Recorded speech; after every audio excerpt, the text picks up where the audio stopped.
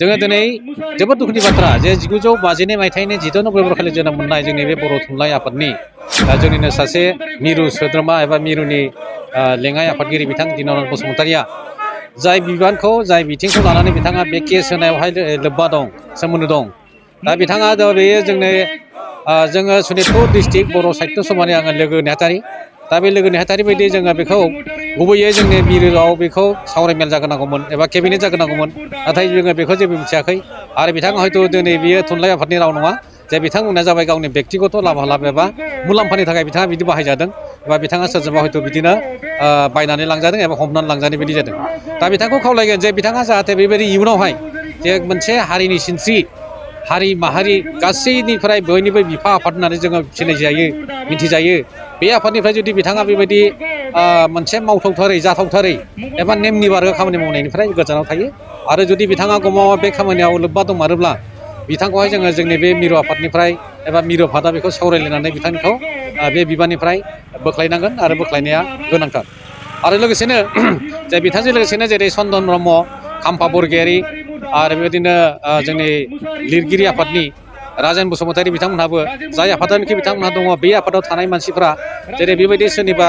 गस्ला सिपियाव हाबनानै बा लंपेन्ट सिपियाव हाबनानै एबा सोरजोंबा उद्रु जानानै बेबायदि जा गावनि जाथिनि सायाव हारिनि सायाव इनाय अनागार गाज्रि खाननाय गाज्रि मावनाय गाज्रि खामानि मावनायफ्रा बियो जोबोद जोलैनि हांगार बायदि आरो बेयो मोनसे खोमसि फोथायनायनि सायाव जानाय आरो बे गासै बिथिंफोरा जाबाय मानो जे गावनि गाव बिथांमोनहा गाव गावनि खालि लाभालाब एबा मुलाम्फानि थाखायल' बेफोर खामानियावहाय लोब्बा थादों ओंखायनो बिथांमोनखौ खावलायगोन जे बिथांमोनहा दासिमबो दिनैबो दाबो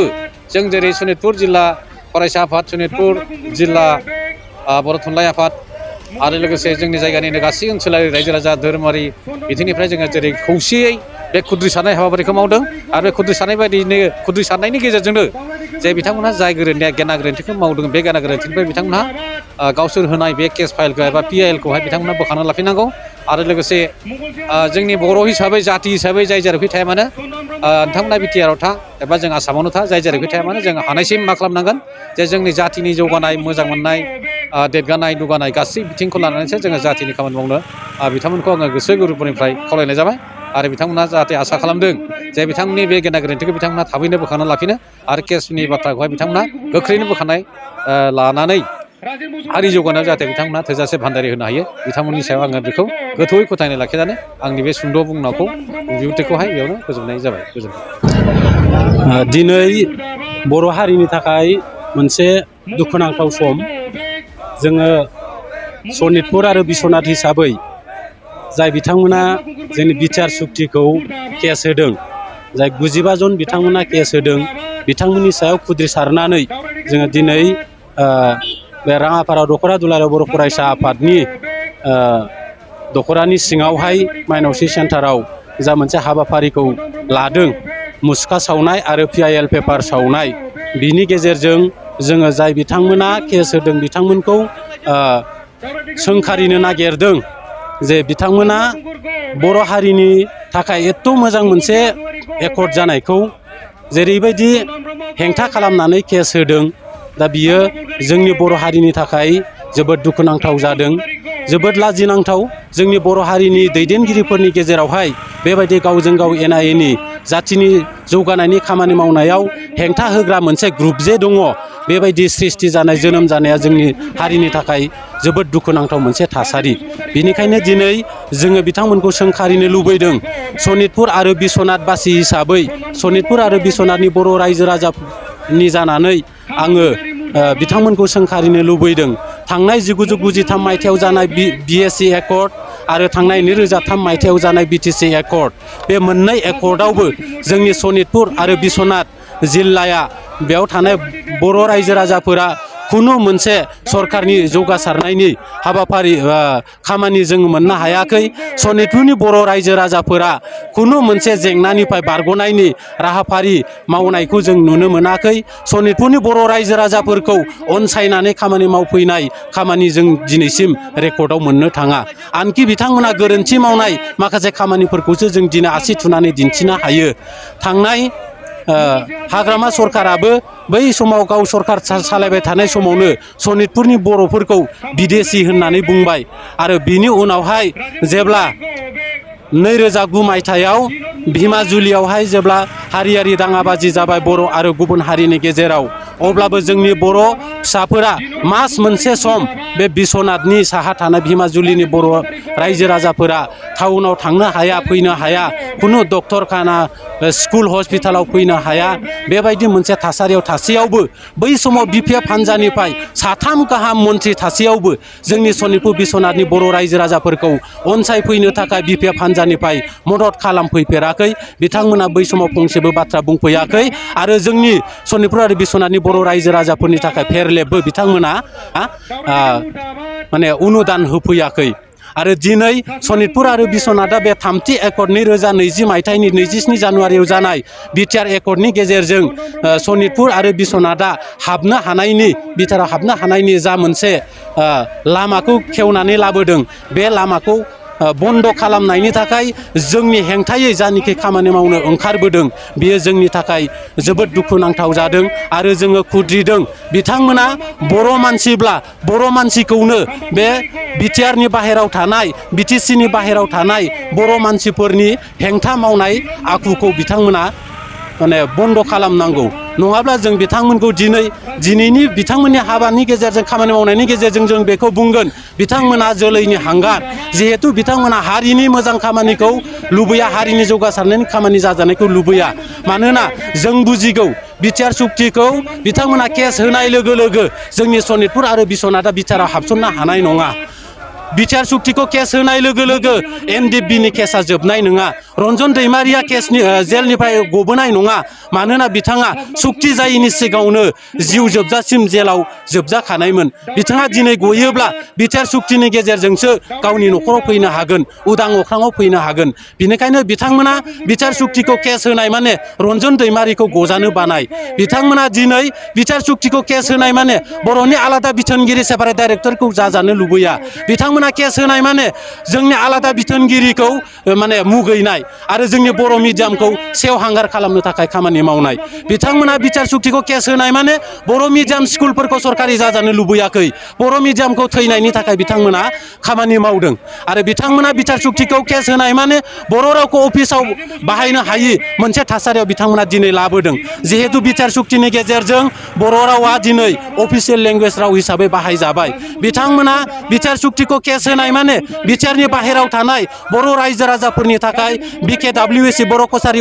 अट'नमास वेलफेयार काउन्सिलखौ बिथांमोना जाजानो लुबैया। खारन BTCआव थानायाल' बर', BTCनि बाहेराव थानायखौ बिथांमोना दिनै बर' नङा होननानै नैबे गावसिनि आखलनि गेजेरजों फोरमायनो थांगासिनो दङ। बिनिखायनो बिथांमोना जुदि बर'नि थै दङब्ला, बर' बिमानि गोरबोआव जुदि जोनोम मोनदोंब्ला, बिथांमोना बर' हारिनि थाखाय उल्था खामानि मावनायखौ बन्द खालामनो नांगौ।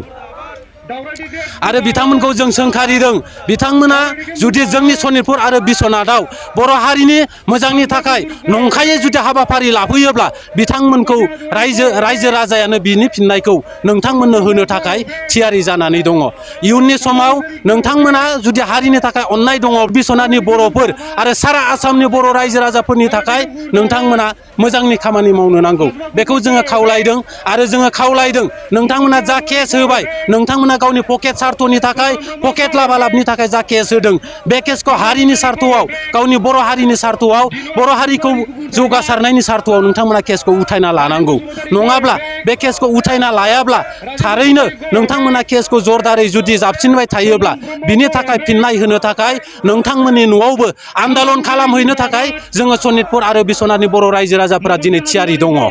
बेखौनो दिनै नोंथांमोननिसिम जों हुमखि होदों, नोंथांमोननिसिम जोङो फोरमायहरदों, जाहाथे नोंथांमोना हारिनि खैदां खैफोदखौ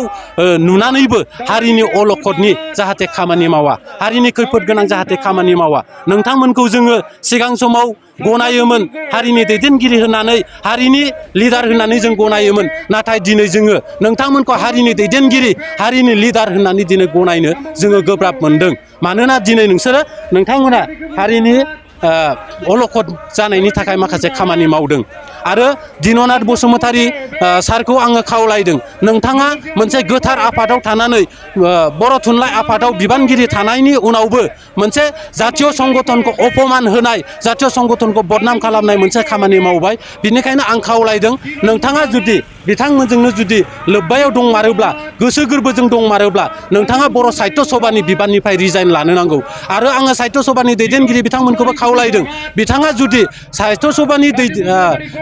सावरायलायनायनि गेजेरजों जुदि खामानिखौ मावाखैब्ला संबिधाननि जुदि बेरेखा मावमारदोंब्ला नोंथांमोना बेखौ बिबाननिफ्राय एरख'नायनि प्रयजन दङ मानोना जोङो दिनै साहित्य सभाखौ सनमान खालामो साहित्य सभाखौ मान होयो साहित्य सभानि दैदेनगिरिफोरखौ जों सिबियो आरो जोङो खुनु पयदे लुबैयाखै साहित्य सभाया अपमान जाथों साहित्य सभाया गोसोम हांखोजों लिरना जारिमिनाव लिरना दोनजाथों गाज्रि खामानि मावनानै जों बेखौ खुनु पयदे गनायनो हानाय नङा आरो मंगलसिं हाज'वारि नोंथाङाबो धोरोम आफादाव खामानि मावनानै दिनै अधोरोम खामानि मावदों बेनिखायनो नोंथाङा जुदि धोरोमखौ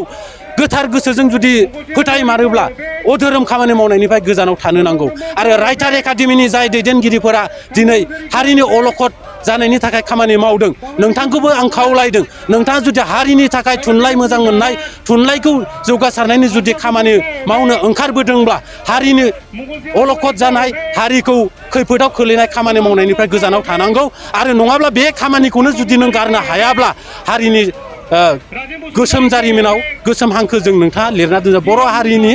जारिमिनाव गोसोम हांखोजों लिरना दोनजागोन आरो जा 92 जन मानसिया दिनै बिटिआर सुक्तिखौ दिनै केस होदों बिसोरो बे बादायलायनायखौ गिबि खेबनि थाखाय बिटिआरनि सिङाव थानाय चिरां जिल्लायाव सोलिफुबाय थानाय मार्च दाननि गेजेराव खुंफुंनाय जागोन।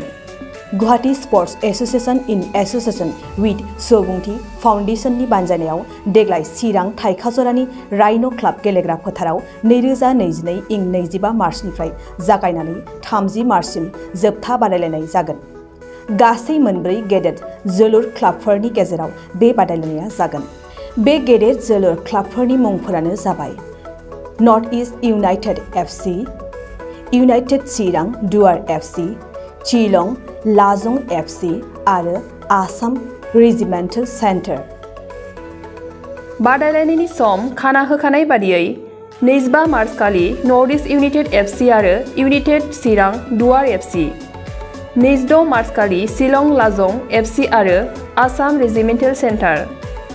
27 मार्च खालि नर्थ इस्ट इउनाइटेड एफसि आरो आसाम रेजिमेन्टेल सेन्टार, 28 मार्च खालि इउनाइटेड चिरां दुवार एफसि आरो शिलं लाजं एफसि,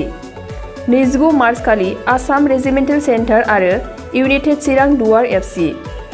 30 मार्च खालि नर्थ इस्ट इउनाइटेड एफसि आरो शिलं लाजं एफसिनि गेजेराव बे बादायलायनाया जागोन। जानो थांनाय बे बादायलायनायनि टिकेटखौ दानिफ्रायनो टिकेट काउन्टाराव होनाय जाबाय। नायनो गोसो गुदुं एबा जोलुर बादायलायनायखौ मोजां मोनग्रा सुबुंफोरा थाबैनो टिकेटनि थाखाय 9547461257 जानबुं नम्बराव जगाजग खालामहरनो हागोन एबा बुकिं खालामहरनो हागोन।